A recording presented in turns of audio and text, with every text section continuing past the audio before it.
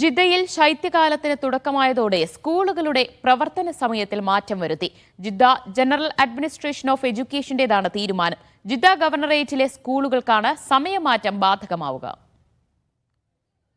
ജിദ്ദയിലെ എല്ലാ പൊതുസ്കൂളുകൾക്കുമാണ് പുതിയ സമയക്രമം ബാധകമാവുക.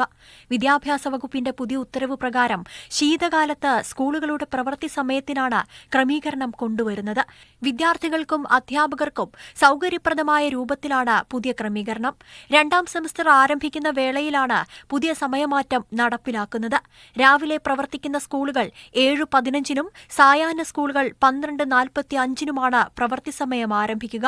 തുടർ വിദ്യാഭ്യാസ പ്രൈമറി സ്കൂളുകളിൽ ആൺകുട്ടികൾക്ക് 6-നും പെൺകുട്ടികൾക്ക് വൈകിട്ട് 3:30-നും ആരംഭിക്കും. ഇന്റർ സെക്കൻഡറി സ്കൂളുകൾക്ക് ആൺകുട്ടികളുടെ സമയം വൈകിട്ട് 5 ആയിരിക്കും. കാലാവസ്ഥ അനുയോജ്യമായ സമയങ്ങളിൽ അധ്യയനവും പഠനവും എളുപ്പമാക്കാൻ പുതിയ സമയക്രമം സഹായകമാകും. കുട്ടികളുടെ ആരോഗ്യവും സുരക്ഷിതത്വവും മുൻനിർത്തി കൂടിയാണ് പുതിയ സമയക്രമം നടപ്പിലാക്കുന്നത്. Media 1 Jeddah.